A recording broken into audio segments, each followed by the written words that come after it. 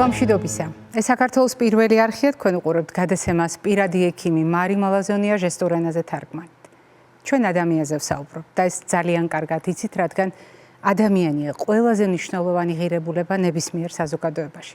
ადამიანისთვის ყველაზე მნიშვნელოვანია თავისუფლება და ძალიან ხშირად ერთმანეთის თავისუფლებას განსაზღვრავთ ჩვენ. და როდესაც ჩვენ საუბრობთ ერთ ადამიანზე და ჩვენ საუბრობთ საზოგადოებაზე, ფაქტობრივად ჩვენ საუბრობთ იმ ჯადოსნურ ურთიერთობაზე, კომუნიკაციას, რომ ვუწოდებთ, რომელიც ხშირ შემთხვევაში დამყარებულია ჩვენს სამარჯვებზე, როგორ მოვახერხებთ ერთმანეთს უთხრათ ჩვენი სათქმელი. როდესაც ჩვენ ცხოველების მსგავსად ვიყენებთ იმ სასიგნალო სისტემას, როცა ყმუილი, ზმუილი, ყვირილი და ასე შემდეგ არის მთავარი ინსტრუმენტი ურთიერთობისთვის, ჩვენ გვავიწყდება მთავარი. რადგან ადამიანები ვართ, ჩვენ კომუნიკაციისთვის გვაქვს მთავარი სასიგნალო სისტემა, რომლის ინსტრუმენტი არის სიტყვა. დიახ, სიტყვა, რომელიც არის ყოვლის მომცველი, ყველაზე ტევადი, ყველაზე ძლიერი, ყველაზე სუსტი და ყველაზე ღონიერი, ყველაზე დამაზიანებელი და ყველაზე გამაბედნიერებელი. ეს არის ჯადოსნული ინსტრუმენტი, რომელიც ადამიანმა შეიძლება სულ სხვადასხვაგვარი დანიშნულებით გამოიყენოს. თუმცა რატომღაც ადამიანები ყოველთვის ნატრულობენ მდგომარეობას, როდესაც უსიტყვოდ გვესმის ერთმანეთის. და სიუჟეტი, რომელიც ახლა მე მინდა წარმოგიდგინოთ, ერთგვარი დამოკიდებულებაა ადამიანებისა, სადაც მართლაც ყველას ერთმანეთის უსიტყვოდ ესმის. შორენ ლაბაძის ისტორია.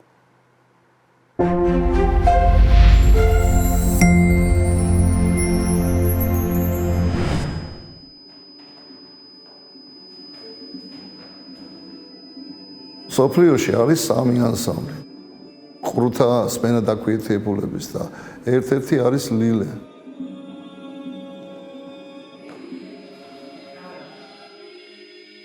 მე ვარ კახა ხერხაძე, 2011 წლიდან მუშაობ საქართველოს ყრუთა კავშირში ქართული ხალხური ცეკვების პედაგოგად. ამათმა მასწავლეს ბევრი რაღაცა ისეთი, რაც მე არ ვიცოდი და ჩვენი ურთიერთობაც არის სწავლების პრინციპი.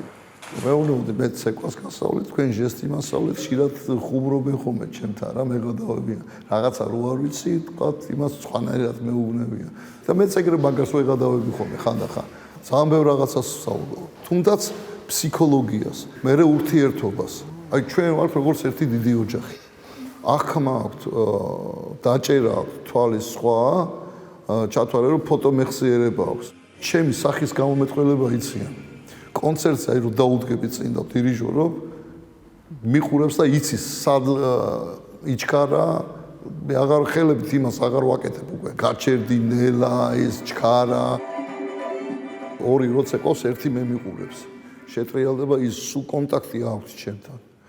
ერთი კონტაქტი დავკარგო, ჩათვალე რომ აირია რა, მთლიანად აირია.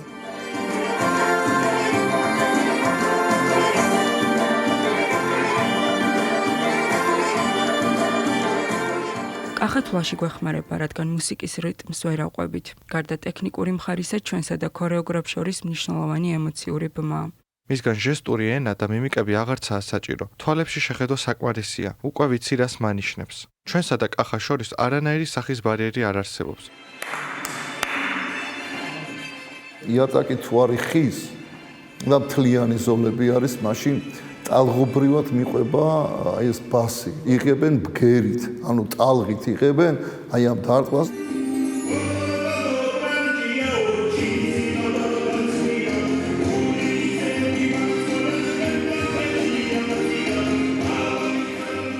მუსიკის ბასს ტერფზე ვგრძნობ, თუმცა რომელი მუსიკისაა, ამას ვერ ვარჩევ.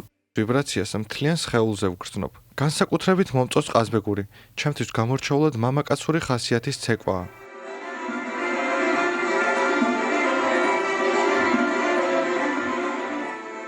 რთულია ცეკვა მაშინ, როცა არ გესმის, მაგრამ სცენაზე დგომა და ცეკვის პროცესი ძალიან მაბედნიერებს. ცეკვამ ჩემი ცხოვრება მნიშვნელოვნად შეცვალა. უამრავ ქვეყანაში ვიმოგზაურე. გავეცანი არაერთი ქვეყნის კულტურას, რამაც ასევე სხვაგვარად ჩამოაყალიბა ჩემი სოფლმხედველობა. პირველი ემოცია, რაც ცეკვისას მეუფლება, ისაა, რომ ამით შემიძლია დავამტკიცო. მე ვარ სმენის არ მქონე და მიუხედავად ამისა, შემიძლია გავაკეთო ის, რაც მსიამოვნებს. შემიძლია თავდაჯერებულად ვიცეკვა თავშაყრის ნებისმიერ ადგილას. განსაკუთრებით სასიამოვნო იმ ემოციების მიღებაა, რასაც ადამიანები ჩვენი ცეკვის შემდეგ გამოხატავენ. ემოციები ორმაგდება, როცა იგებენ, რომ სმენის არ მქონე ვარ. როცა ვცეკვავ, გრძნობ, რომ თავისუფალი ვარ.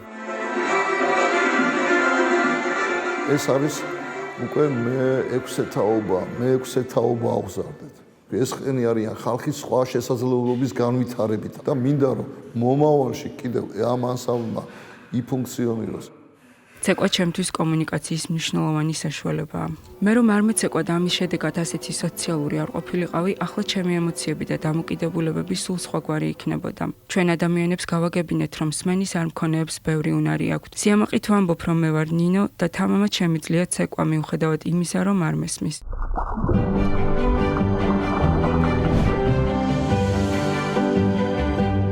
თქვენ ალბათ გახსოვთ სიუჟეტის წარდგენამდე მე გამოვიყენებ ფრაზა, რომელსაც ძალიან ხშირად ჩვენ თვითონ ვიყენებთ ადამიანების საუკეთესო ურთიერთობის აღწერისთვის. უსიტყვოდ ერთხმით ერთმანეთის.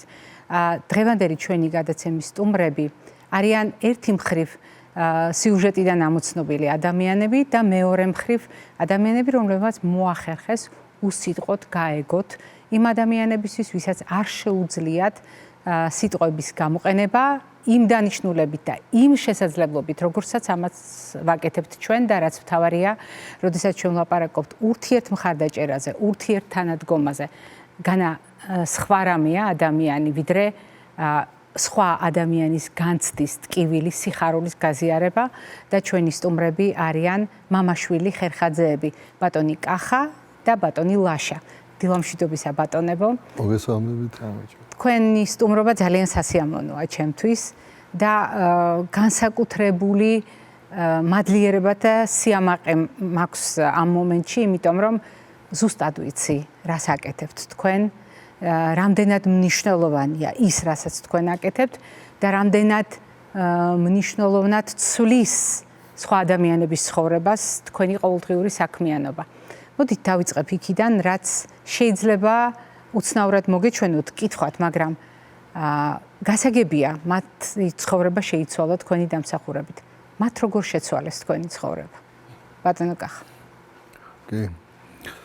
მართალი ბრძანდებით, რომ ჩვენი ურთიერთობა ერთმანეთში ბევრი რამე შეცვალა. მე რასაც არ მოველოდი მივიღე ის და დიდი სიყვარული აი ამ ბავშვებისგან და ზოგადად ამ საზოგადოებისგან და მათაც ჩემი აი ურთიერთობა სხვანაირად ჩამოვაყალიბეთ. უკვე ოჯახის წევრები ჩაერთვნენ ამ საქმეში და მე ვამაყობ ყოველთვის მათით, იმიტომ რომ ამ ბავშვებმა შექმნეს ისეთი რაღაცა და ისეთ პიკს მიაღწიეს, რაც სიტყვით აუწერელი იყო და ჩემ მოლოდინს გადააჭარბა. და ვერც ვერავის წარმოედგინა ალბათ მანამდე. იცით რა არის? რამოდენიმე ანსამბლი არსებობს, რომელსაც რამოდენიმე ქორეოგრაფი უდგას და ჩვენებით, მათი ყურებით ესენი მუშაობენ. და სხვანაირად არ გამიგოთ, მაგრამ ქართული ცეკვა ცოტა რთული არის. თქვენ მსოფლიოში გულისხმობთ? კი. აი სხვა ცეკვებთან, სხვა ერის ცეკვებთან შედარებით რთული საცეკვი არის და რთული სამუშაო არის. დასასწავლადაც და მე შესასრულებლადაც. ჯერ მუსიკაზე დავიწყოთ, რიტმი გვაქვს ისეთი, რომ იმას უნდა აყვე. და წარმოიდგინეთ, ეხლა სწავლების რიტმი, რომელიც გვესმის. ჩვენ გვესმის. დიახ. და ამ დროს წარმოიდგინეთ კიდე მოძრაობების, მთელი ეს კომპლექტი, იმისის შესწავლა და იოტისებურადაც არ უნდა აცდეს ბავშვი, რომ მუსიკაში უნდა ჩაჯდეს, რომ მიიღოს მაყურებელმა, ხომ? მაგრამ არის ხანდახან თქვენ სმენიანი უსმენოები ხო გყავთ ნანახი, არ შეუულია სიმღერა, არ შეუულია ცეკვა, არ შეუულია რიტმი, მოძრაობა და წარმოიდგინეთ, რომ აი ამათმა შეძლეს ის ერთ-ერთ კონცერტზე მქონდათ ყუპები ცეკვავდნენ, როდესაც ორივე გათიშული არიან სმენით და ფარიკაობას ცეკვავდა და მეორე ყუპის ცალს თვალიც ჰქონდა ახვეული. და მივახციეთ იმას, რომ ეს მარტო ფილმებში რო უყურებთ და რაღაცას, ხო?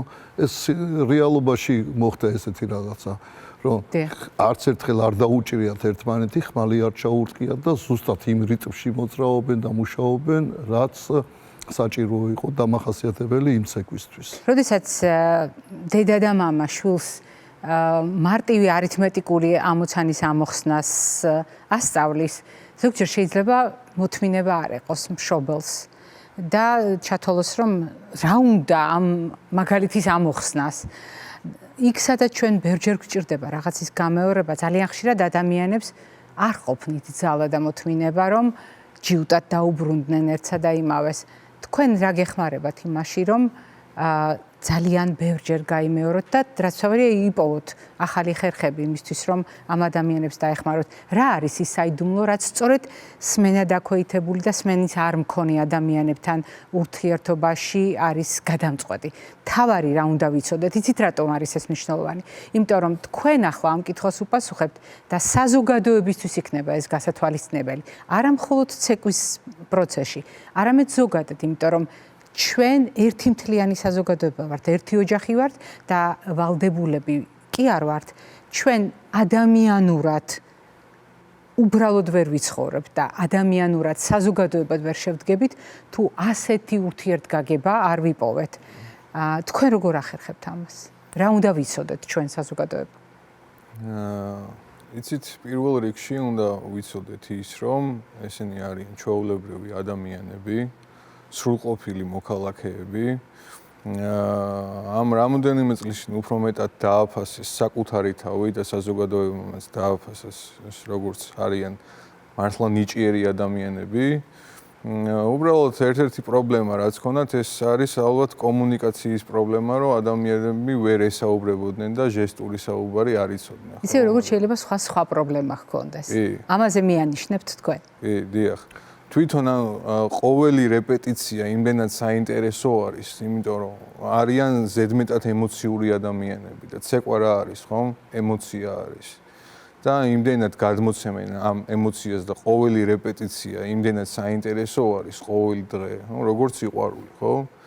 და არის ძალიან საინტერესო და არ გვბეზდება ესე ვთქვათ ერთმანეთი და ყოველდღე გვინდა რომ ახალი კონცერტები და ახალი პროდუქტი შევქმნათ. ძალიან დიდი მადლობა ჩვენთან დღევანდელი სტუმრობისთვის, თუმცა მე მაყურებელს უნდა ვუთხრა, რომ ჩვენი ურთიერთობა მამაშვილ ხერხაძეებთან იწყება გადაცემის ფარგლებში და ჩვენ გვაქვს ძალიან ბევრი საინტერესო ერთობლივი გადაცემა ჩაფიქრებული, მათ შორის სხვადასხვა ტიპის შეზღუდვის მქონე ადამიანებთან დაკავშირებით, იმისათვის რომ დავინახოთ, რამდენად შეუზღუდავია ამ ადამიანების უნარები, თუ საზოგადოება არის სათანადოდ განვითარებული, მომწიფებული და ადაპტირებული. მადლობა ბატონებო, მაყურებელს შევახსენებ, ჩვენი გადაცემის პირველი ბლოკის სტუმრები ბრძანდებოდნენ ქორეოგრაფები ბატონი კახა ხერხაძე და ბატონი ლაშა ხერხაძე. ხანმოკლე ტიხრის შემდეგ ჩვენ გავაგრძელებთ გადაცემას ძალიან საინტერესო კონტექსტით.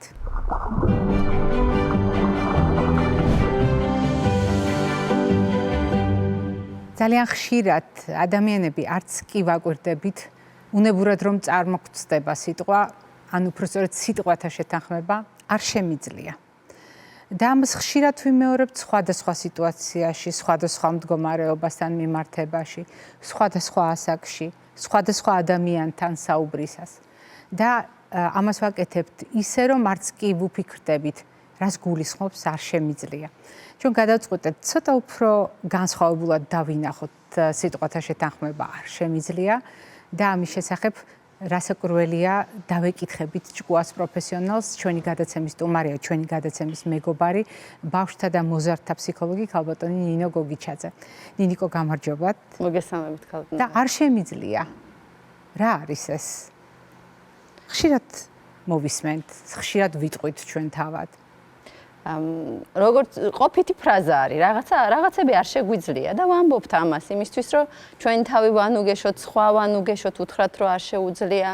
და თითქოს ამას არანაირი დატვირთვა თუ არა გადამწყვეტი ან რაღაცა არც დიდი ღირებულება არა, უბრალოდ არ შემიძლია, ან დაღლილი ვარ, ან რაღაცა ჩვენ არ ვანიჭებთ თუ არა აქვს? იმ მომენტში როცა ვამბობთ, ამას არ აქვს ესეთი გადამწყვეტი მნიშვნელობა ან რაღაცა ძალიან დიდი ღირებულება. მაშინ უფრო იცვლება ეს ფრაზა, როდესაც სხვას ვეუბნებით, რომ შენ არ შეგიძლია. ან ჩვენი არ შემიძლია, სხვისთვის მისაბაძი ხდება. და ის იწყებს იმის საუბარს, რომ არ შემიძლია, ამას ვერ გავაკეთებ, ამას ვერ მოვერევი, ეს ჩემი შესაძლებლობის ფარგლებს მიღმა არის. განსაკუთრებით როცა ეს ეხება ბავშვებს. ეხლა რა არის ფრაზა არ შემიძლია? რეალურად ეხლა მოცემულობა გვაქვს, რაღაცა შეგვიძლია და რაღაცა მართლაც არ შეგვიძლია. ობიექტურად. მაგრამ აი რაღაც ცოტა მეტაფორულად რო შევხედოთ ამას შევხედოთ, აი ქალები ვართ და ქალებს ახლა ტანსაცმელთან განსაკუთრებული ურთიერთობა გვაქვს და გვინდა რომ რაღაცა ტანსაცმელი ავირჩიოთ ჩვენს კარადაში და ვიხედებით ამ კარადაში. რა ვთქვათ? რა არ გვაქვს? ანუ რა არ შეგვიძლია თუ რა გვაქვს? ანუ ამ კარადიდან ჩვენი გამოსვლა დამთავრდება იმის მიხედვით, როგორც შევხედავთ ამ ვითარებას. თუ ვიტყვით რომ არაფერი არ გვაქვს, მაშინ არაფერი არ გვაქვს, ანუ არაფერი არ შეგვიძლია. თუ ვიტყვით რომ რაღაცები გვაქვს, მაშინ ამ კარადასთან ურთიერთობა არის ის, რომ ჩვენ შევძლებთ ამ კარადიდან შემოსილები გამოვიდეთ.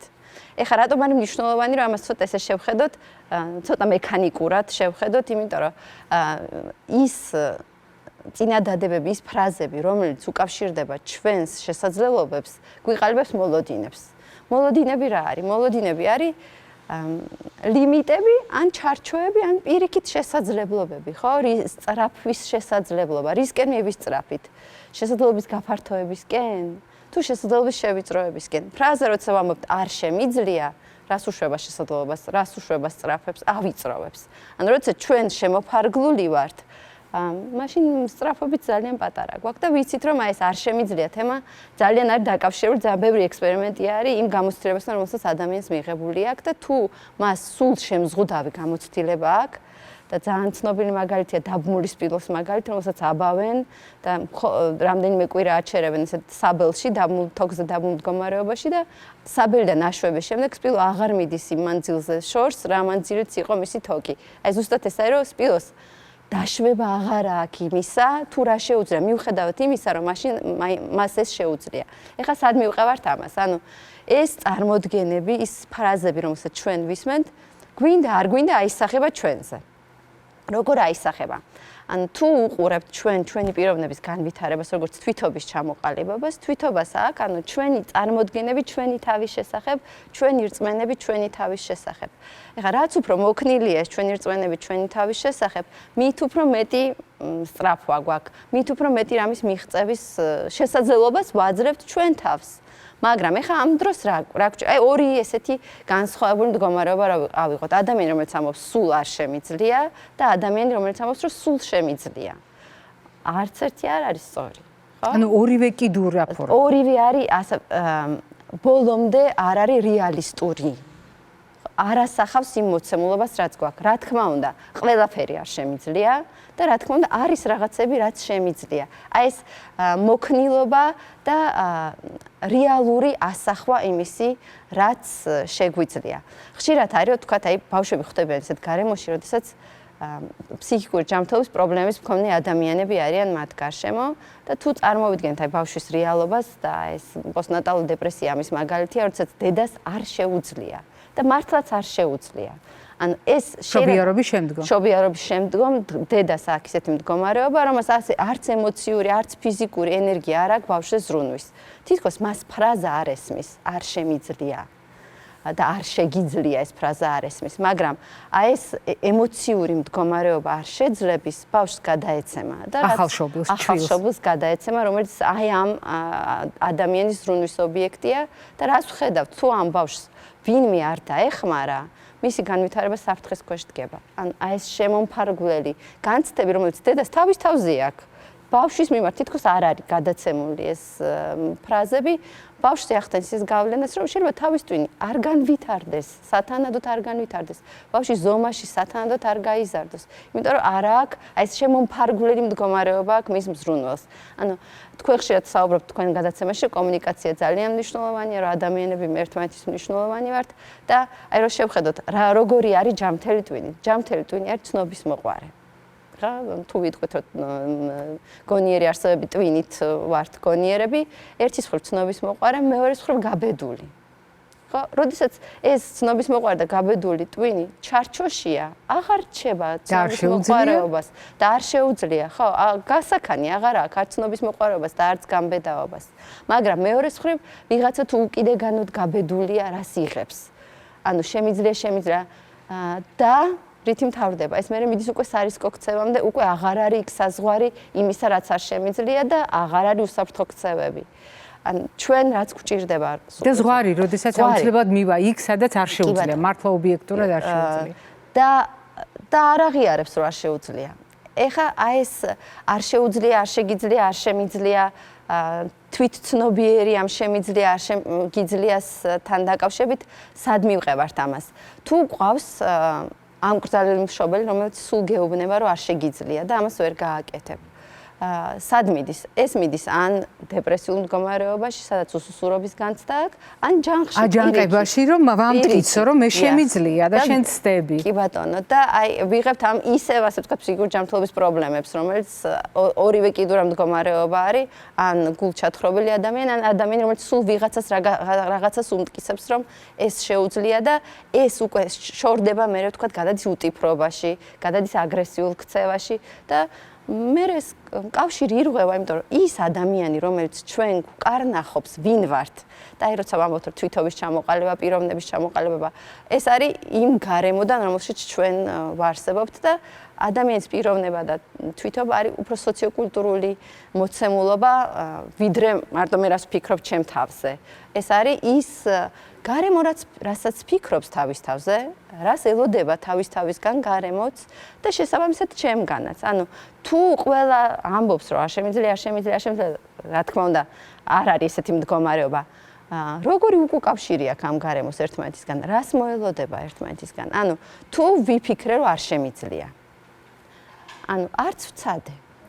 მაგრამ კიდევ ერთი აი პატარა ხრიკი არის დამალული ადამიანის ბუნებაში არის რომ როდის მირჩევნია ვთქვა რომ არ შემიძლია. მაშინ როცა მგონია რომ არ გამომივა. რადგან აი ახლა რო შევხედოთ ახლა ან როდესაც შეგნებულად თავიდან ავირიდებ პასუხისგებლობას. თუ ვიწყი რომ არ შემიძლია, მე ხო ამას არ დამავალებ. პასუხისგებლობის თემამდე სანამ მივიდეთ, პასუხისგებლობა ცოტა უფრო რთული მოდელია, რა თქმა უნდა მართალი ხართ მაგაში, მაგრამ აი ეს უფრო მარტივი მოდელია, როცა ვამბობთ რომ არ გამოგვივა, რადგან გონია რომ რესურსები არა გვაქვს ამისი საკმარისი და თუ არ გამოგვივა დანაკარგი გვაქვს უკვე ჩვენი თავის შესახებ ვიცით რომ დავკარგეთ ადამიანს ძალიან უჭირს დაკარგვა ისევ კაბების მაგალითს დაუბრუნეთ რა კაბის გაცემა უფრო გვიჭირს იმიტომ რომ ვიცით რომ ახალს კიდე ძალისხმევა სჭირდება ახლის მოპოვებას დრო სჭირდება რესურსები სჭირდება ან ვიყიდით და ან არა ზუსტად ასევე ადამიანი აი მარცხის მოლოდინში შეიძლება თქვას რომ არ შემიძლია რადგან ეს თავი მარცხი აირიდეს რადგან მარცხი უკვე დანაკარგია მისი თავის პოზიტიურად აღქმაში რადგან დადებით უკავშირს ვერ მისცემს არ ექნება ეფექტიანობის განცდა ეხლა ძალიან სწორად აღნიშნეთ აი ეს პასუხისგებლობის თემა როდესაც მე გავამართლო მაღალი მოლოდინები არიდება რეალურად მაღალი მოლოდინები და ვამბობთ რომ აი ეს არიდება რატო შეიძლება ამ არიდებას გავექცე და ვთქვა რომ არ შემიძლია რადგან რას ნიშნავს ეს მაღალი მოლოდინი რას ნიშნავს რომ მე რაღაცა ჩემ თავს უნდა გაუმართლო სხვას უნდა გაუმართლო ეს იმას ნიშნავს რომ რაღაცებს უნდა გაუძლო სულ მინიმუმ უნდა გაუძლო იმ შინაგან დაძაბულობას რომელსაც კონკრეტული რაიმე ქმედების განხორციელება მოითხოვს ხო იქნება ეს მეცადინეობა, იქნება ეს გამოცდის ჩაბარება, იქნება ეს გადაცემის ჩაწერა, რაც არ უნდა იყოს. მე უნდა მქონდეს განცდა ერთის მხრივ თვითკმარობის, ანუ რომ მე შემიძლია ამის გაკეთება, მაგრამ მე რასაც გავაკეთებ, იმაზე პასუხისგებელი ვარ. ანუ შედეგი რაც იქნება, კარგი იქნება თუ ცუდი იქნება, მე ვიღებ ამაზე პასუხისგებლობას. და აი როგორც არის, აი ბებიები, არ შეუძლია ხა ბავშვ ლოგინის გასწორება. აი ხა კვერცხს ვერ შეიწვავს ბავშვი. პურის დაჭრა არ შეუძლია. პურის დაჭრა არ შეუძლია. რას ვიღებთ ამითი, ხო? ანუ იმის განცდა არა აქვს, რომ პურის დაჭრა, აი რა არის პურის დაჭრა, ხო? ან ლოგინის გასწორება, ან კვერცხ და მაგრამ აი ეს ჩვენი წარმოდგენები, ჩვენი ეფექტიანობის შესახებ, ჩვენი თვითობის შესახებ ყალიბდება მხოლოდ გამოცდილებიდან. და ეს გამოცდილება რაც უფრო მრავალფეროვანია, რაც უფრო მეტი შემიძლია გამომივიდა არის, მით უფრო მგონია რომ კიდევ უფრო მეტი რამე გამომივიდა. და ნაკლები ადგილი რჩება არ შემიძლია, თუმცა ერთი ძალიან მნიშვნელოვანი რამ მინდა მოვასწროთ, ვიდრე ჩვენი საუბარი დასრულდება. თქვენ შეეხეთ ერთ-ერთ ყველაზე საგულისხმო თემას, მშობლისა და შვილის ურთიერთობას, დედისა და შვილის ურთიერთობის მაგალითზე ბრძანეთ, როდესაც ნამშობიარებ ქალს აქვს მშობიარობის შემდგომი დეპრესია, ასე ვთქვათ, ყბადაღებული თემა, რომელიც ძალიან ბევრისთვის ნაცნობია და ბევრისთვისაც ნაცნობია არა მდგომარეობიდან გამომდინარე, არამედ როგორც ტერმინი, იმიტომ რომ ხშირად არის ამაზე საუბარი და საკმაოდ აქტუალურია განსაკუთრებით ახალგაზრდა ქალბატონებს შორის და უცებ მდგომარეობა, რომელიც აისახება შვილის განვითარებაზე. ძალიან ძნელა წარმოსადგენია ვინმემ ეს ფაქტი იცოდეს და ერთმანეთს დაუკავშიროს დედის დეპრესიული მდგომარეობა, რატომ შეიძლება გახდეს შვილის წონაში ჩამორჩენის, განვითარების შეფერხების მიზეზი, ჩვენ ეს ლოგიკურად გვესმის, მაგრამ პრაქტიკაში რატომღაც საკმაოდ შორსმყოფი მოვლენები ჰგონიათ. მაგრამ რა ხდება მოზრდილ ეტაპზე, როდესაც ბავშვი სკოლაში დადის, ბევრად უფრო კარგად აცნობიერებს, რას ამბობს დედა და მამა. და ამ დროს ესმის, რომ ბებუ ამბობს არ შემიძლია, ბაბუ ამბობს არ შემიძლია, დედა ამბობს არ შემიძლია, მამა ამბობს არ შემიძლია, მეზობელი არ შემიძლია. ეს რას ცვლის მასში? ყოველივე იმ ფაქტიდან გამომდინარე და იმ ხედვებიდან გამომდინარე, რაც თქვენ უკვე აღწერეთ, ეს რა კონსპექტია? რა კონსპექტია სამომავლო ცხოვრებისთვის? არის თუ არა განსაზღვრელი ჩვენ დეტერმინანტებს რომ ამბობთ, არის თუ არა ჩემი ერთი შეხედვით უწყინარი, იმიტომ რომ თქვენ აქედან დაიწყეთ. არ ვაძლევ თითქოს არანაირ განსაკუთრებულ დატვირთვას, ისე ვთქვი, რომ აი მე აღარ შემიძლია, ან არ შემიძლია და ბავშვი რომელმაც ეს ფრაზა მოისმინა, ან მოზარდი რომელმაც ეს მოისმინა, რა კონსპექტით აგრძელებს შემდეგ ცხოვრებას. შეძლებს დაგვარად მოკლედ რომ ჩამოვაყალიბ. ანუ ამას ვეძახით ან სქემას, ან რაღაც სცენარს, რომელიც გვინდა არ გვინდა აირეკლება ჩვენს გონებაში, შეიძლება არც უსმეს ის ბავშვი, არ შემიძლია თქვა ბაბუამ, ეხლა კიბეებზე ვერ ავალ, ნელ-ნელა უნდა ავიდი, ან მოლოდინი იმისა რა ელოდება მოხუცებულობაში უკვე თითქოს ხატი აქვს, თითქოს მასაც არ შეეძლება. ვიღაცამ თქვა რომ მე ხარ შემიძლია ვარჯიში. ანუ სტერეოტიპები. თითქოს აი მდგრადი შეხედულებები იმის შესახებ რა პროგნოზები. რა შეიძლება ერთგვარი პროგნოზიც არის და მეორე მხრივ წინასწარმეტყველება არის საკუთარი მომავლის ესეთი მოლოდინი მაქვს რა. რაღაცა არ შემეძლება მოხუცი რო ვიქნები ხა კიბეებზე ვეღარავალ ფეხით. და ან უკვე და არ ვივარჯიშებ, იმიტომ რომ მაინც ვერ ავალ კიბეებზე ფეხით და რატო უნდა ვივარჯიშო და შესაბამისად უკვე შემოვიფარგლეს ჩემი წარმოდგენით, ჩემი მომავლის შესახებ. თუმცა ესე არ არის, რა თქმა უნდა ვცდილობთ რომ არ ვისაუბროთ ამ ნეგატიურ მოლოდინებზე, არ ჩაუნერგოთ ბავშვებს რომ აი ეს ნეგატიური საკუთარი თავის უკავშირი ქონდეს, იმიტომ რომ რაც ვიცით რომ ნეგატიური უკავშირი არსად არ მიდის, ნეგატიური უკავშირი გვტოვებს იქ სადაც ვართ და პირიქით ძალიან ბევრი ადამიანია რომელიც მიუხედავად იმისა რომ არ შეუძლია და ბებიები და ბაბუები მაგის მაგალითს იძლევენ რომ მიუხედავად იმისა რომ არ შემიძლია მაინც რაღაცა გამომივა ან ეხლა არ შემიძლია და აი ცოტა ხანი დავისვენებ და შევძლებ. ანუ მნიშვნელოვანია რომ აი ეს არ შემიძლია, არ იყოს ჩაკეტილი და აი მოყვებოდეს აი ამ თვით შემომფარგლელ სხვა ფრაზებს მოყვებოდეს რაღაცა აი კიდევ უფრო შემომფარგლელ. დღეს არ შემიძლია, ხვალ გავაკეთებ. ან აი ხა ცოტა ხანი დავისვენებ და მერე გამომივა.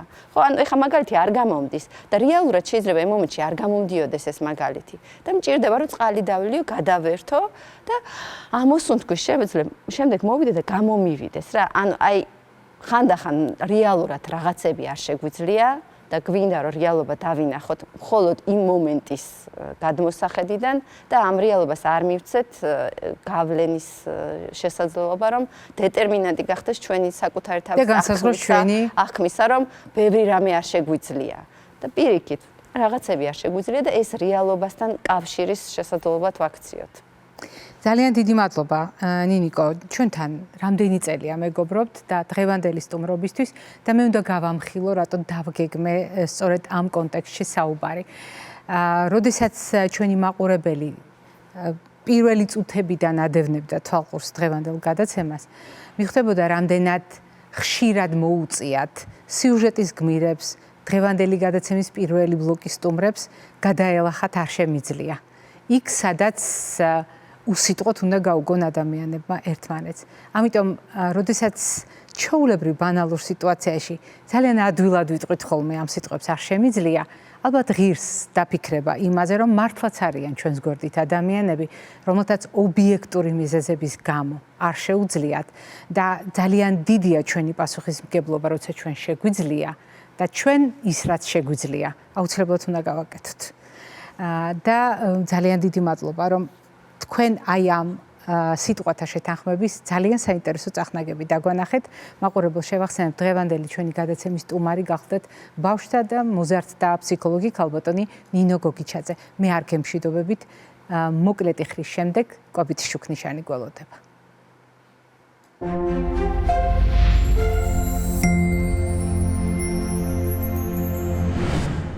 ჩვენ ხშირად საუბრობთ იმის შესახებ, რა სჭირდება ჩვენს ორგანიზმს წონასწორობისთვის. წონასწორობა ცხოვრების სხვადასხვა ფაქტორთან მიმართებაში. მათ შორის არის კვება და რასაკვირველია, კვებითი წონასწორობა ყველაზე კარგად შეიძლება დავატიოთ ერთ თებშზე. როდესაც საკვებ ნივთიერებებს შორის არის თანაფარდობა სულ ცოტა ხუთი ფერის, ხუთი ჯგუფის პროდუქტების გამოყენებასთან დაკავშირებით. მაგრამ აუცილებლად აღმოვაჩენთ ადამიანს, რომელიც სიტყვის ვერ შევჭამ, არ შემიძლია. ჩვენ შეგვიძლია უამრავი არგუმენტი მოვიშველიოთ, ვისაუბროთ უამრავი იმის შესახებ, რამდენად სასარგებლოა ბოსტნეული, ხილი, ცილოვანი საკვები, მაგალითად ბურღულეულთან კომბინაციაში, მაგრამ პასუხად მოვისმენთ. ვერ შევჭამ, არ შემიძლია.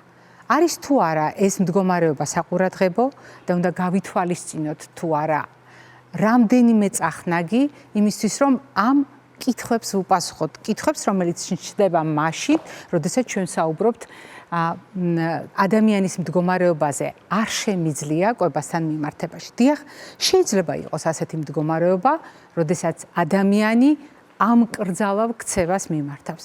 ეს შეიძლება იყოს კვებითი დარღვევა, როდესაც ადამიანი თავს არიდებს სხვადასხვა მდგომარეობას, თავს არიდებს სხვადასხვა საკვების და სხვადასხვა პროდუქტის მიღებას და ეს არის ცალკე სინდრომის, ცალკე დაავადება, რომელზედაც ჩვენ ხშირად გვისაუბრია და მომავალშიც ვისაუბრებთ. თუმცა, როდესაც ჩვენ ვლაპარაკობთ კონკრეტული პროდუქტების მიმართ დამოკიდებულებაზე, მოდით გავიხსენოთ ერთი წუთით, როგორია ჩვენი რეაქცია პროდუქტების მიმართ, როდესაც მათ ვიხსენებთ ფერით, სუნით, გემოთი, როგორ წარმოვიდგენთ ამ პროდუქტებს ხელის შეხებით, ანუ კონსისტენციით და აუცილებლად გავიხსენებთ ადამიანებს, რომელთაც კონკრეტული სუნის პროდუქტები არ მოსწონთ, კონკრეტული გემოს პროდუქტები არ მოსწონთ.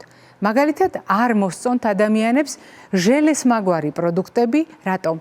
არ სიამოვნებთ ჟელესმაგვარი კონსისტენცია, არც შეხებით და არც დაგემოვნებით. რას ნიშნავს ეს? ეს არის დაავადება. ძირითად შემთხვევაში ამას ვაფასებთ როგორც ადამიანის პერსონალურ არჩევანს, პერსონალურ დამოკიდებულებას. თუმცა აქ შეიძლება ვეძებოთ სხვა მიზეზებიც. მაგალითად, როგორი იყო ოჯახური ტრადიცია. მაგალითად, როგორი ტიპის საკვები არის დამკვიდრებული მოხმარებისთვის, როგორია უპირატესად გამოყენებული ოჯახურ რაციონში ფერით, სუნით, კონსისტენციით შერჩეული პროდუქტები.